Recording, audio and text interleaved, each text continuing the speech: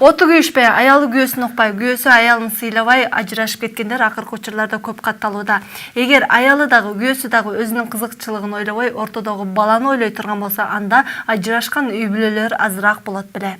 Чындыгында ажырашууда көбүнчө таасир бул айымдарга келип тиет экен. Анда бүгүнкү биздин көрсөтүүбүздө ажырашуунун айымдарга тийгизген таасири деген теманын тегерегинде талкуу кылабыз. Саламатсыздарбы? Көрсөтүүгө карата келген конокторду студиябызга чакырып, маекти баштайлы ал үчүн 5 баланын апасы, 15 неберенин чоң энеси болгон Сапия Абдуллаеваны, ошондой эле акушер-гинеколог жана үй бүлөлүк психолог Гүлзина Тойболотовнаны жана АКССтин төрайымы Гүлүмкан Самтырованы студиябызга чакыралы.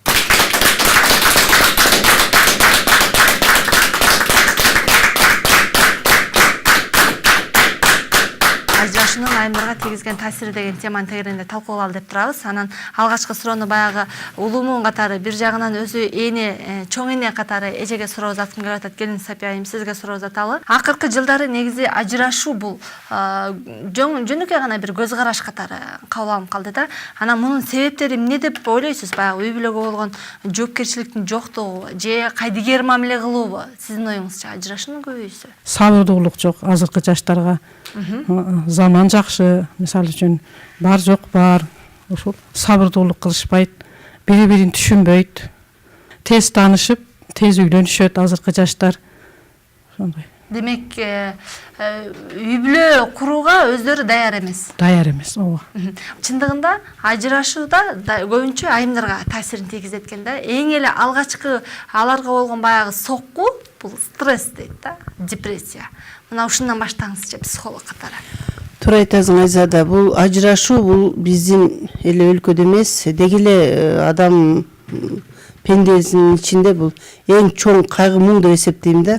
Себеби дегенде ажырашуу болгон үй бүлөдө бир эле аял эле кыйналып калбайт.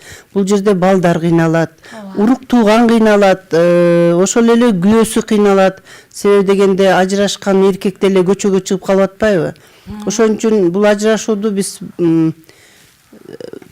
4 жагынан карап көрсөк, бул чоң проблемалар түзөт. Эгерде психология жактан алып көрсөк, чындыгында ажырашуу бул эки жаштын турмушка жеңил ойлуулук менен кадам шилтеген деп эсептейм. Себеби дегенде алар үйлөнөр алдында баягы кыргызча айтса сүйүшүп жүргөндө көзүн ачып сүйбөстөн, баягы көзүн жумуп сүйүшөт дагы, анан үйлөнгөндөн кийин көзүн ача калса эле жанында такыр башка эле киши болуп калат. Жаштарды алып көрсөм, мынакей көбүнчөктү психология боюнча изилдөө кылганда ажырашуулар көбүнчө 1 жылдан 5 жылга чейинки жаш үй бүлөдө көп болот экен. 50%. Анан экинчи кризис бул 25 жыл жашагандан өйдөлөрдөн болот экен да. Ар бир нерсенин өзүнчө бир проблемасы болот экен. Мисалы үчүн жаштарды алып көрсөк, ошол эле бат эле таанышып, бат эле үйлөнүшүп алышат. Анан карап көрсөк, тиги экөөсүнүн бири-бирине болгон мамилеси туура келбейт, кызыкчылыгы жок. Эгерде кыздын интеллекти бийик болсо, бала аны түшүнбөйт. Мындай чогуу кызыгуу жок да үй бүлө жөнүндө. Же болбосо тигини кийбедим, муну алып бербедиң деп баягы эле тойду дүңгүрөтүп беришет дагы, той бүткөндөн кийин мен сени алам деп мынча калың бердим, мынча той бердим деп кечке эле жаш кыздын мезине сүйлөй берсе, ал кыз да чыдабастан баягы сабыры кеткенден кетип калат. Сүйдүн баары эле бекеринен айтпайт да, жанагы медовый месяц деп, бир айдын ичинде уже сүйдүн каяка от болуп жок болуп кеткен билбей каласың. Ажырашуудан кийин кандайдыр бир көйгөйлөрдөн улам сиздерге дагы катталгандар, кайрылгандар көп болсо керек. Болуп атат да, андайлар толтура. Эми чындыгында бул киши айткандай, ушундай да, жаштар көбүнчө чыдамсыз келишет. Азыркы жаштарчы. Биринчиден ошол, экинчиден жана экономикада атпайсызбы, мунун кесепети абдан эле тийип атат. Көбүнчө жаштар баягы банктардан кредиттерди ала алышат. банктыкы кандай, особенно жана частный банктар бар. Мына ошолор алдап кредитти берип алышып, анан кийин аны төлөш үчүн даже бир эле күн төлөй албай калса, анан кийин уруш эмнеден чыгат дегенде, уруш мына ошол жалаң жоктон чыгат да, жалаң ошондой проблемалардан чыгат. Жаштардын көбү ошол кредитке кызыгып алып эле, кредит алып алышып эле, анан кийин төлөй албай Россияга кетет, Россияга барып үйлөнүп алат, же болбосо турмушка чыгып алат. Мына ушундай фактылар өтө эле көп да. Алимент маселеси боюнча же болбосо мүлк бөлүштүрүү боюнча да кайрылышса керек. Эми мүлк бөлүштүрүү боюнча основной биздин кыргыздар андай эме кылышпайт. Мүлктү эч деле эме кылбайт. Көбүнчө балдар кете берет да. Аял киши негизи кыз киши баягы балдарын алып эле өзүнүн төркүнүнө кетишет. Если төркүнүндө баягы колунда бар болсо бир жөн, анан кийин же болбосо бири намыстанып, ошо төркүнүнө барганда намыстанышып, квартирага чыгып алып, жанагы жоктун айынан базар аралап жүрүшөт. Мына ошондой фактылар абдан көп да. Таасирлери ошондой жалаң эле жоктун айынан болуп аткан нерселер да булчу. Анан көбүнчө жаштарыбыз жанагы стройкаларда иштеп, ичип кетип атышат. Анан кийин ичип келип баягы ар кандай сырбор эмелер болуп атат. Ажырашып кетип, өзүнүн башынан бир топ кыйынчылыкты өткөргөн каарманыбыз туурасында даярдалган сюжет бар. Азыр ошону көрөлү. Андан кийин маекти улантабыз.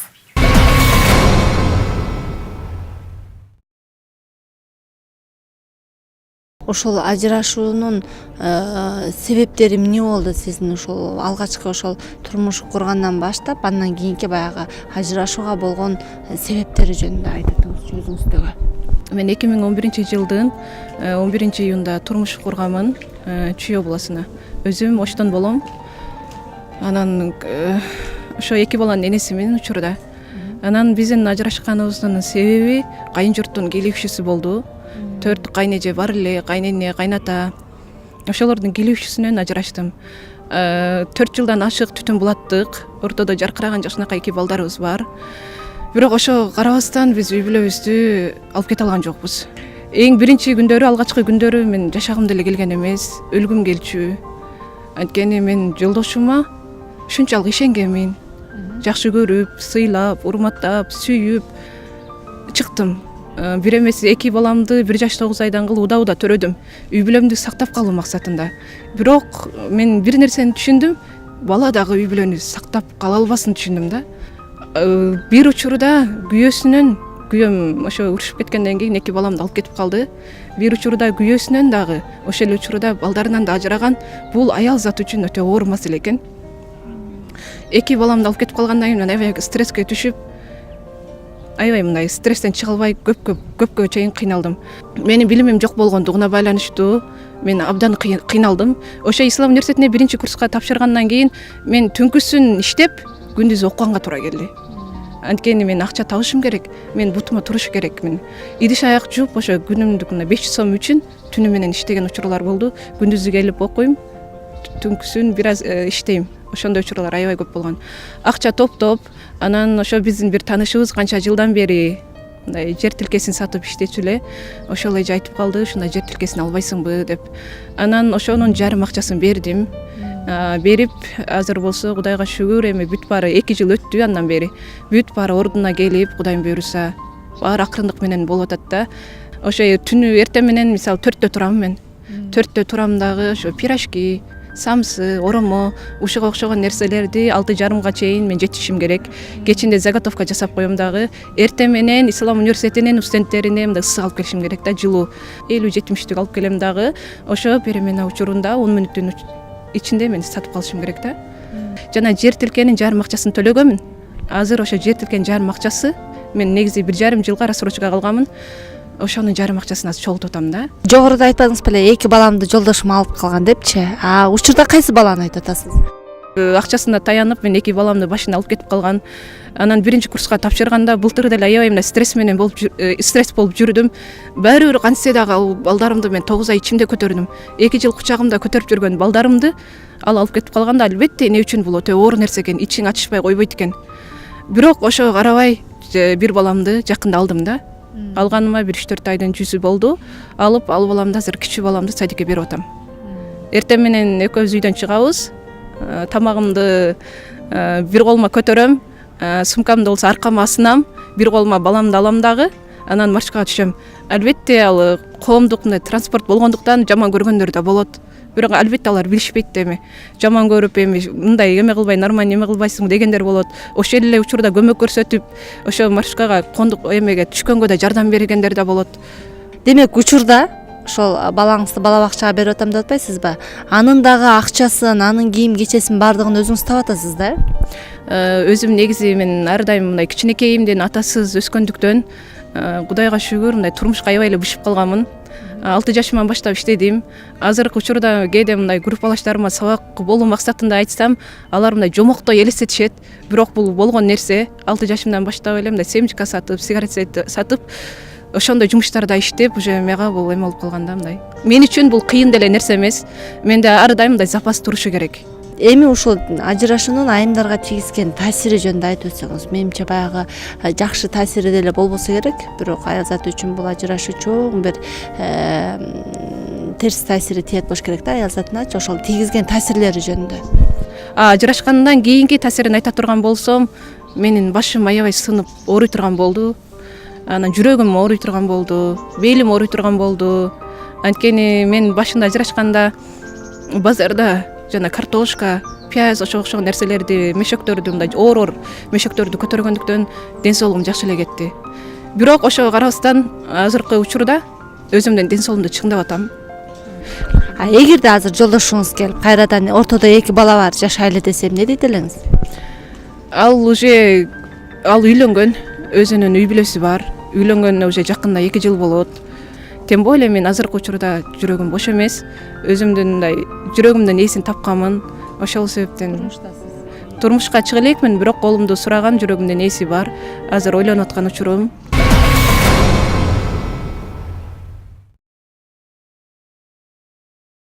Жогоруда айтпадыбы, ушул кыздын тагдырынан эле бир топ бир баягы ажырашуунун айымдарга тийгизген таасирин көрсөк болот да. Анан башында мен деп атпайбы, стресс болуп, ошол кезде өлгүм да келчү деп атат да. Мына мындайлар болсо керек да коомдочу. Анан ушинтип баягы ажырашуудан кийин өзүн таштап койгондор стресстен кантип чыкса болот? Ким жардам көргөзүш керек аларга? Стресс бул жаман нерсе да. Мынакей баягы өзү айткандай көп нерсени көрүп, сабырлыгы болуп, чыдап, ушундай жамандыктардын баарынан чыгып кетиптир азамат кыз экен. Бардык эле айым, бардык эле кыз мындай күчтүү сезим менен жүрө албайт. Ошондо эгерде эркек, мен өзүм анализ кылам да, эгерде эркек бала атасы жок чоңойсо же энеге бир мамиле кылганды билбесе, ошол эле эркек аялына да мамиле кылганды билбейт. Бир мисалды айтышым мүмкүн. Менде бир кош бойлуу аял келип жүрдү. Күйөөсү себеби жок эле кээде сабак уруп салат экен да, кош бойлуу аял. Андан кийин күйөөсүн чакырып сурап баштаганда, ал жигит төрөлгөндө бир 5 жашар болгондо энеси Москвага иштеп кетет. Москвага иштеп кетип, ошол үйдөн Москва, мындай Россиядан келбейт. Ошол жакта жүрүп турмушка чыгып кетет. Жигит чоң эненин колунда калат. Чоң эне эптеп чоңойтот. Атасы башка аялга үйлөнөт. Ошол моментте ошо кичинекей баланын жүрөгүндө, бала кезинде жүрөгүндө аял затка болгон көз карашы аябай бузулуп калды. Аларда мындай ненависть болуп калды. Кыргызча кантип айтат? Көз карашы жаман болуп, биринчи эле эң жаман көргөнү бул энеси болуп калды.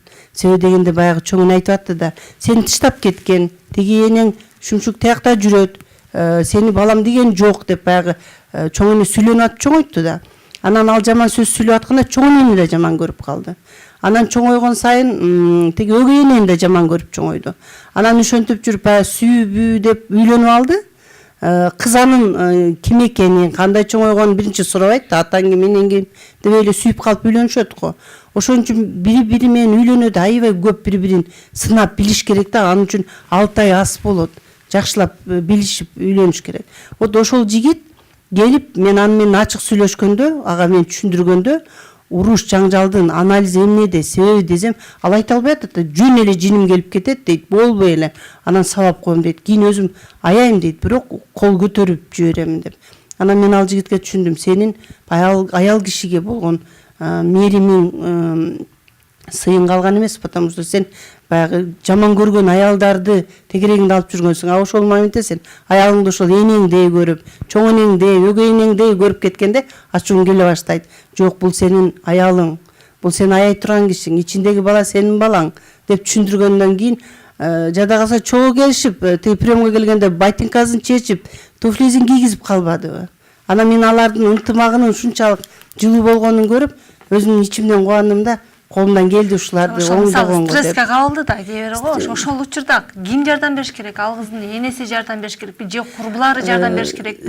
Ал өзү менен өзү отуруп берсе жеп коет го. Бизде стресске кабылган киши сөзсүз эле кимге кайрылат? Биринчи жакын кишилерине, биринчи курбуларына айтат. Бүт сырын курбуга айтат. А если курбузу баштан эч нерсе өтпөс, ал эч кандай жардам бере албайт. Ал же өзүнүн тагдырын айтат. Эгерде күйөөсү менен ажырашып кеткен болсо, кете бер, башыңды оорутпа, рас болуптур деп кайра жаман кылат да. А апасын айтат. Апасын айтса, апасы тоже өзүнүн жашоонун алат да. Ар бир киши өзүнүн жашоонун алып айтат.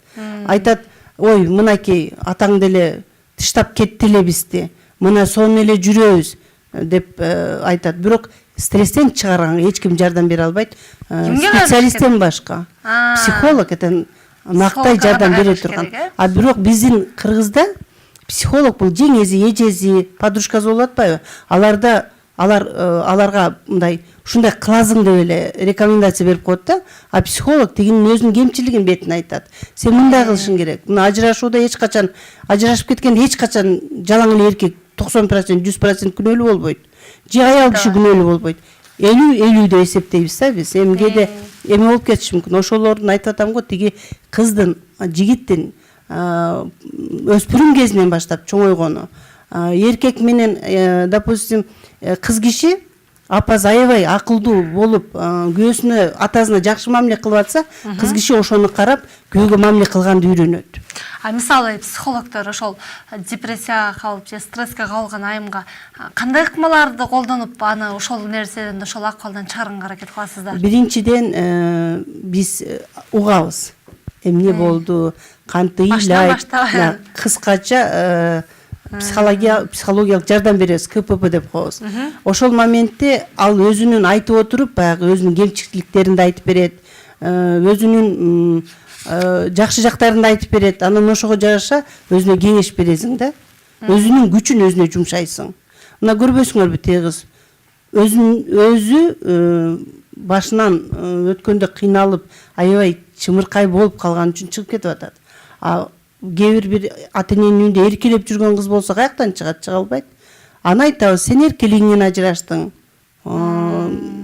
Башкача болуш керек, күйөөңдө күнөө жок деп мындай түшүндүрүп беребиз да. Ошол психологдун жардамы чоң таасир берет. Мисалы ошол сиздер ошентип баягы келген кайрылган айымдарга анын күнөөсүн мойнуна айтканыңыздарда мойнуна алабы же? Албайт. Биринчиде эч качан күнөөсүн айтпайсың. Биринчи приемга келгенде жөн эле угуп, ушундай болуптур деп мындай аяйсың да, аяооду күтүп келет.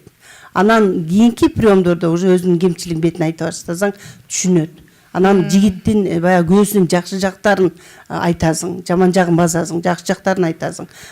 Бизде еще много көп ичкиликтин айынан ажырашып атпайбы? Вот ичкиликтин айынан ажырашып кеткенде бул өтө татаал иш.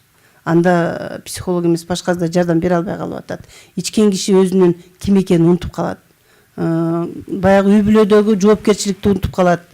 Эки ортодо баягы ошол ичкилик ичип жүргөн үй бүлөдөгү балдарды, алардын даже ажырашып кеткени жакшы дейсиң да. Себеби дегенде балдар ата эненин урушу менен чоңойгон балдар психология жактан кийинки турмушунда кайра эле ошондой болуп кайталанышы мүмкүн. Тепе же сизге суроо жаталчы. Мисалы, мына сиз жогоруда айтып өттүңүз, баягы жаштар тез сүйлөшүп анан тез ажырашып атышат деп атпайсызбы?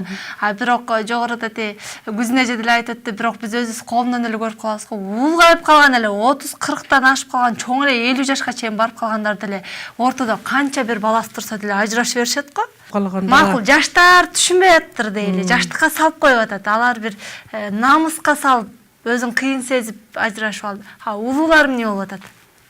Улуулар деле ошол балдардын, кыздардын айынан, турмушунун айынан, мисалы үчүн ана кызың анандай, мына балаң мынандай деши мүмкүн. Балдары талаада болуп атат азыр Россиядачы. баары нерелер колдо калып атат. Ошого бир чыллар менен болуп кетиши мүмкүн да. Чындыгында эки жубай жашайт, бирок ортодон баягы аралашып кеткендер көп го. Кайын журттун аралашуусу, кайын эже, кайын сиңди, кайын эне деген сыяктуу. Ошолор дагы аялдардын ажырашууна кандайдыр бир деңгээлде чоң таасирин тийгизип аткандыгы да. Анан бул учурда келин эмне кылыш керек эми? Баягы үй бүлөсү сакталып калыш үчүн аракет кылат экен, бирок ажырашылып кетип атышпайбы да? Бул учурда баягы кайын эне, кайын сиңдилердин күнөөсү жөнүндө. Эми ар ким өз ордун билиш керек да. Кайын эже дагы келип сыйын көрүп, ошол эшикке келип жакшы болуп жакшы кетиш керек. Кайын сиңди да ошентип келип кетиш керек. Ажырашуунун айымдарга тийгизген таасири деген теманы тегерегинде талкуу кылып жатабыз. Бизден алыстабаңыздар.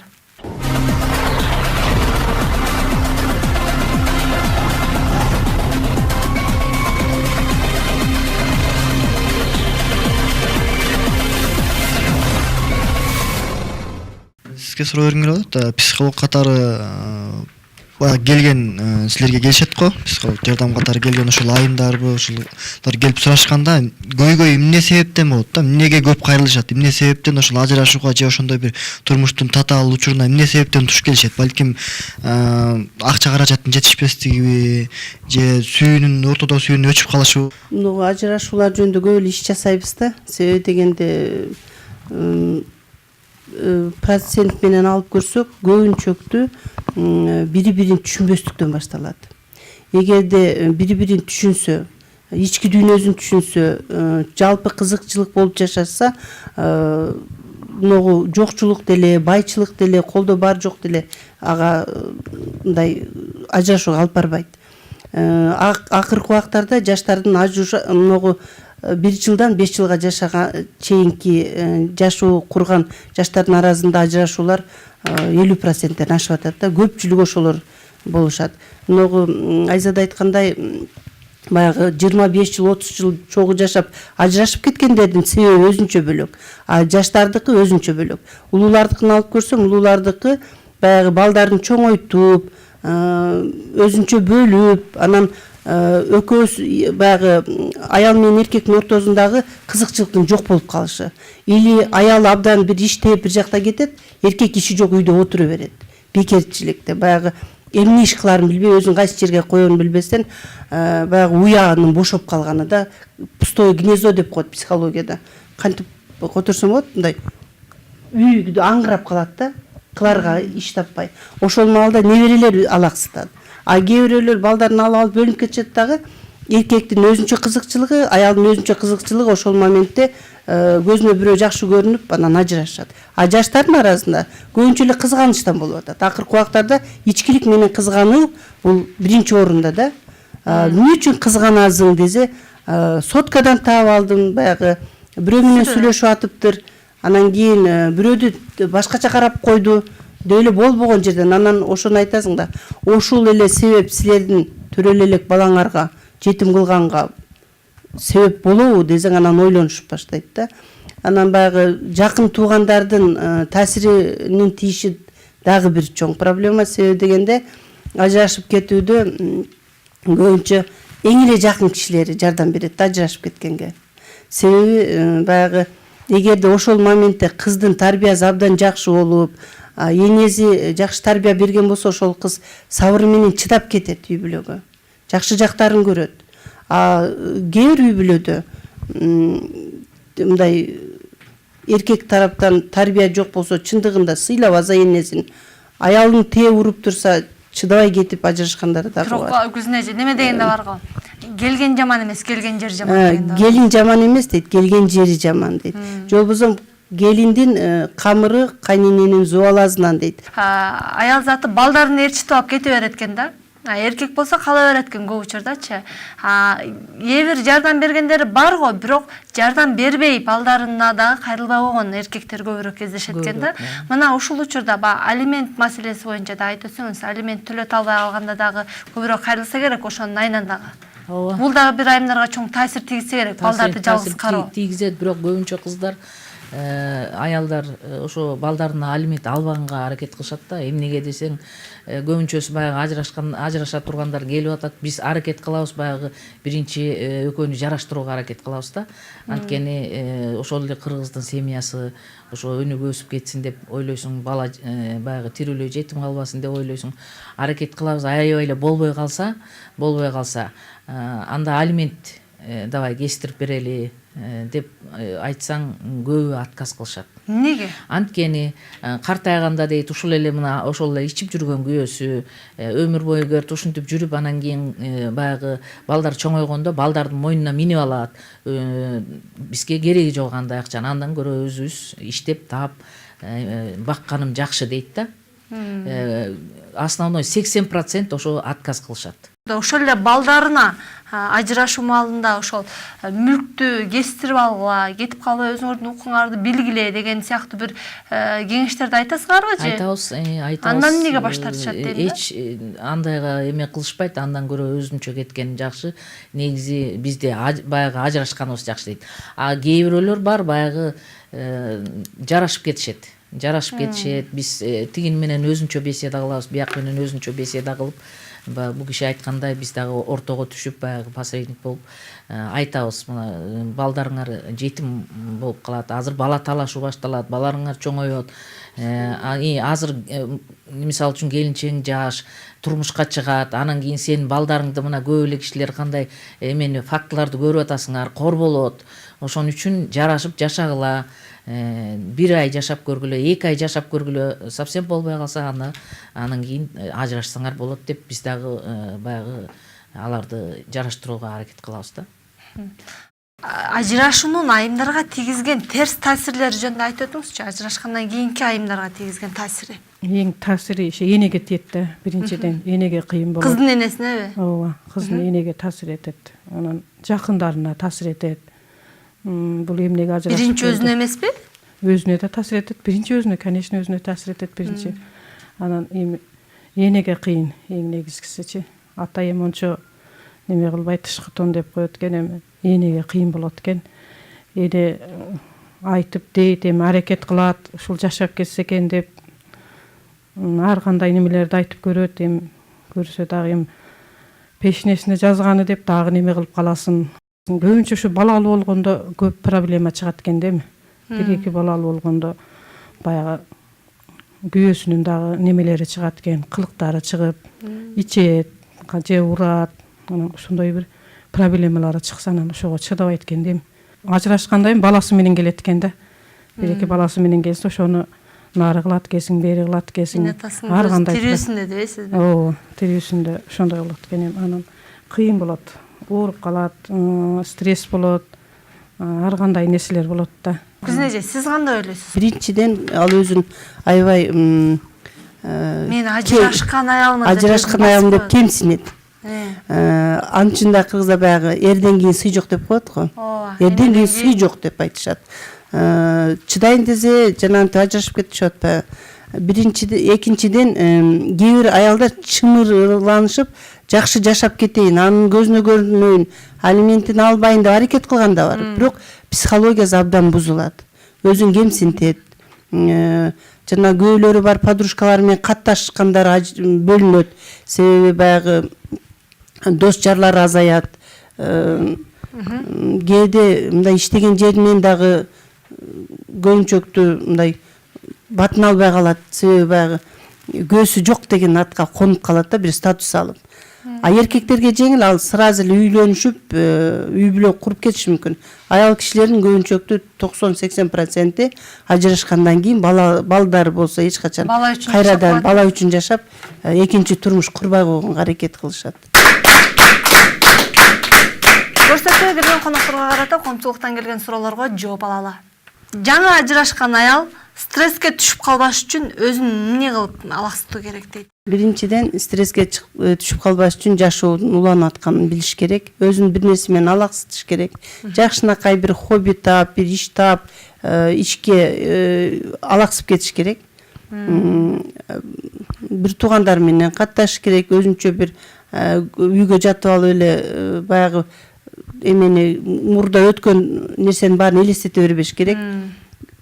эң негизгиси алаксыш керек, иштеш керек. Ажырашкан аял кийинки жашоосунда кыйналып калбашы үчүн кандай кеңештерди айтасыз юрист катары?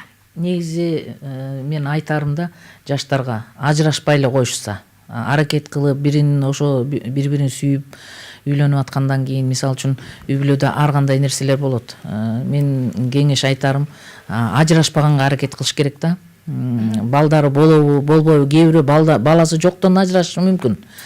Баласы жок болсо, айла жок, ажырашка туура келет. Анан ортодо бала тургандан кийин ушул ажырашпоого аракет кылышса деп ойлойм да. Сабырдуулук, негизи сабырдуулук тилейт элем ушул биздин жаштарыбызга. Кыз бир турмуштан чыктым деп чүнчүп кетиши мүмкүн. Кыздын чырагы 40 деп коет эмеспи? Эне катары кандай кеңештерди бериш керек дейт? Кыз жакшы ойлор менен жүрүш керек эми, алдыга умтулуш керек, жакшы максаттар менен жүрүш керек эми. Мен ушинтип кетким деп эле чүнчүп кетпей, мен эми ошол ажырашкан кызга сабырдуулук тилеймин. Баласы болсо балдарын жакшы ойлор менен тарбиялап, ошолорго аракет кылып, дагы жарашып каламбы, ошол менен дагы жашап кетемби, жакшы ойлор менен жүрүп турайынчы деп сабыр канат кылып туруш керек. Гүлзина эжеге суроом бар эле. Сиз башында айтып кетпедиңизби, бат эле таанышып үйлөнүп алышат. 6 ай аздык кылат депчи. Ал ошол туруктуу жакшы үй бүлө куруш үчүн, мисалы кыз жигит болуп же бири-бири менен тааныш болуп канча убакыт жүрүш керек? Определенный убакыт айта албайм да, себеби дегенде бири-бирин билгенге убакыт керек. Кээ бирөөлөр бат эле бири-бирин ачык сүйлөшүп, ким экенин билишет. А кээ бирөөлөр өмүр бою 20 жыл жашап деле бири-бирин билбей өтүп кетиши мүмкүн. Ошон үчүн дагы бир айтар жерим, үй бүлөнүн бекем болушуна эң негизгиси ата-эненин дагы, кудай сөөктүн дагы салымы чоң да. Кече эле бир кыз келди, 3 күндөн бери одноклассниктен бир бала таанышып менен понедельник алып кетем деп атат. Кандай дейсиз деп келиптир мага. Сен ал жигитти көрдүң беле десем, жок дейт. Мен сенин сүрөтүңдөн эле уже мен сүйүп калдым. Мен алып кетем, понедельник келем деди. Мен кандай жооп беришим керек деп. Мен айттым, бул туура эмес да. Себеби дегенде баягы атаң ким, энең ким дегенде силер уже ал баланын кандай чоңойгонун сезесиңер. Эгерде кыз киши турмушка кыз киши атасыз чоңойсо, ал сөзсүз эле өзүнүн улуу кишилерди аракет кылат тапканга. Себеби дегенде атанын мээримине тойбой калган. А тийген күйөөсүнөн ошол атанын мээримин, аганын мээримин истейт. Эсли өзү менен теңге чыгып алса, каяктагы атанын мээримин берет эле. Эгерде кыз киши үйдө улуусу болсо, анда аларда синдром жанагы командира деген болот. Башкарат бардыгын. Бизде кыргыздарда улууга уруксат беребиз, улуу эжең, буну айтканын кылыш керек дей беребиз го. Анан күйөөсү тоже бир үйдүн улуусу дейли. Эки улуу бири-бирин башкарам деп ошодон да башталат. Деги эле айта турган кеңешим, үй бүлө курганыңардан кийин, курар алдында курбай туруп, психология жактан, семейный психологияны аябай окуп, үйрөнүп, бизге окшогон психолог эжелериңерге келип, бири-бириңердин кемчиликтериңерге, менде атай бир тест бар, экөөбүз үйлөнөбүз, шундай эле болду, чечим кылдык, жакында турмуш курабыз деп келишет да. Анан мен айтам, бири-бириңерди жакшы билип калдыңарбы? Кийин жакшы жашап кеткенге көзүңөр жетеби деп сурайм да, десем, ой жетет дейт. Хорошо, анда мен силерге бир тест жүргүзөйүн. Ошондон чечим кылгылайды. Анан кызга айтам, деги жигиттин кемчилигин, анан жакшы жагын жазып кел депчи. Карасаң, жакшы жагын кемчилик деп жазып келет, жаман жагын жакшы деп жазып келет да. Аны ичкени жагат. Допустим, кичине ичип коет дейт. А кичине ичип койсо эртең күндө бутылкалап ичет. Анан кийин эле эртеси 2 ай өтпөй келет, ичип ушинтип уруп деп. А сен ичкени жагып атпады беле сага деп айтасың ба? Ошол эле жигитке айтасың. Жазып келсең айтат, эч кемчилиги жок деп. Значит, сен али бул кызды жакшы тааный элексиң. Потому что көр сүйүү болуп атат сенде деп түшүндүрөм. Ажырашып кетүүнүн кээде баягы айымдар үчүн оң деле таасири бар дейт да. Себеби аябай ушундай бир жаман күйөөгө туш келип калсаң, же жаман кайын журтка туш келип кала турган болсоң, кыйналып жүрө бергенден көрө, андан көрө ажырашып алып, андан көрө жакшы тынчыраак жашаган жакшы дейт да. Мен айтат элем, балким ажырашуунун дагы оң таасири барбы? Эгерде турмуштан адашып калса, такыр эле түшүнбөгөн күйөөгө тийип калса, анан болбогон жерден тиги төрөлгөн балдардын көзүнчө өзү биздин ата-эне өздөрүнчө сыртка чыгып бири бирине болгон мамилени разбор кылышпайт да. Аял киши баланы колдонот. Үйүндө баласы турса ызы чуу кылып, күйөөсүнө каты сүйлөп баштайт, же өзүнүн төркүнү келгенде каты сүйлөп баштайт. Жакында эле бир случай болду. Теге абдан ынтымактуу үй бүлө да, бири-бирин ушунчалык сыйлашат. Ошол эле жерде күйөө баланы теги келген кыздын төркүнү айтып атат, подкаблучник деп. А мен аябай жаман болуп айттым. Тигилердин түшүнүгү жоктугу өзүн көрсөтүп атат да. Ушунчалык ынтымак үй бүлө бири-бирин сыйлашат. Эмне үчүн ушундай сөздү айтты деп аябай ичимден капа болдум да. Себеби дегенде түшүнүгү ошондой аялдар да. Күйөөсү мындай тура калып жардам берип, жаңы эле төрөп келген, анын төрөгөнүн көргөнү келишип атпайбы. Анан тура калып жардам берип күйөөсү тамак коюшуп ушинтип атса, жакын жеңезе отуруп, баланын туугандарын көзүнчө биздин күйөө бала подкаблучник дейт. Ошондой жакын бир туугандардын айынан да ажырашып кеткен случайлар болот. Эгер ал сөздү бала укканда ошол жерден аялын кошуп бермек ошо жеңесинечи. Эгерде чыр болгон үйдө бала үчүн гана оң таасир. Ошол баланын психологиясы бузулбаш үчүн, балдардын психологиясы бузулбаш үчүн гана ажырашып кетип, жакшынаак тарбияласа болот. Бирок бузулбайт дегенибиз менен бала анализ кылганды билбейт да. 5 жаш болот, 10 жаш болгондо дос эле айтат, папам сатып берди муну, папа минтти дегенде, а менин папамды сен кетирдиң деп айтат. Менин папам менен сен жашабадың деп, все равно атасы жок кыз или энеси жок эркек канаты жок куштай болуп чоңоет. А бир канаты жок куш кантип учат эле? Турмушта сөзсүз кийинкиде психология жактан терс таасирин тийгизип баштайт. Келиңиздер мындай кылалы, келиңиз эжекеси Сапия эже. Ушул ажырашып кеткенден кийин кандайдыр бир деңгээлде өздөрүн бир башкача сезип, кыйналып, же болбосо ордун таба албай, же болбосо депрессия, стресске түшүп дейбизби, же болбосо мындай бирөөнүн кеңешине зар болуп тургандар коомчулукта көп эле. Ошолорго дагы бир кеңеш иретинде, кайрылуу иретинде көрсөтүүнү жыйынтыкта өзүңүз. Мен эми азыркы жаштарга ынтымак каалайм. Ошо бири-бирин түшүнүп жашаса, ушу эми психологдорго барса, ушуларга барып, азыр эми жакшы заман, психологдор чыгып калды, жол жобону көрсөтөт. Ушуларга барып, ушу жакшы немелерди алса, интервью немелерди алышып, кеңештерди алышып, ушу заманыбыз жакшы, эми ушул жакшы жашаса, бири-бирин түшүнсө, бири-бири менен жакшы таанышып, убакытты көбүрөөк неме кылышып, жакшы бири-бирин ата-энесин дагы бири-бирине тааныштырып, азыр ошондойлор көп. Ажырашуунун жанатан бери айтып атабыз, жакшы жаман таасирлери бар. Жаман таасири көп. Жакшы таасирин айтканга да мындай сөз таппайсың да. Жаман гана таасири бар. Ошон үчүн жаштар ажырашар алдында баягы жети өлчөп бир кезиш керек. Ойлонуш керек. Үйлөнөр алдында. Кыз кишиге абдан чоң жаман таасирин ажырашып кеттим деп башын жерге салбаш керек. Жашоо уланат. Кыргыздын макалында айтат, кызга бергис жубан бар деп. Баягы башынан өткөндөн кийин өзүнүн ажырашып кеткендин анализ кылып, эмне үчүн ажыраштым деп, ошону кайталабай, кайра жакшынакай турмуш курганга аракет кылыш керек. Кийинки турмушунда андан да мыкты жашаганга аракет кылыш керек. Ажырашпаганга аракет кылышса, анан аябай эле болбой ошончолук уже эме болуп кала турган болсо, мисалы үчүн ажырашып кеткендерге да эми баягы кыздын 40 чырагы бар дейт, баланыкы деле ошондой. Может түшүнбөстүк болгондур, же болбосо каким-то образом баягы кээ бирөөлөр бар, балалуу болбогондуктан көбүнчө ажырашат, жоктон ажырашат. Мына ошол проблемаларды кичине баягы түшүнүктүү карап, ушундай проблемаларды неме кылса, анан жаштарга негизи жаштарыбыз бирок жакшы, биздики өтө эле акылдуу. Анан кийин бул сабырдуулук болсо, бүт жаштарыбызда, кыздарыбызда дагы, балдарыбызда дагы сабырдуулук болсо, ошого ата-энелери жардам берсе, жанагындай жоктун айынан деп атпайбы, ошо жоктун айынан эметкенде ошо ата-энесине баргысы келбейт, бала да ата-энесине баргысы келбейт, кыз дагы ата-энесине баргысы келбейт. Андай практика жүзүндө көрүп эле атабыз.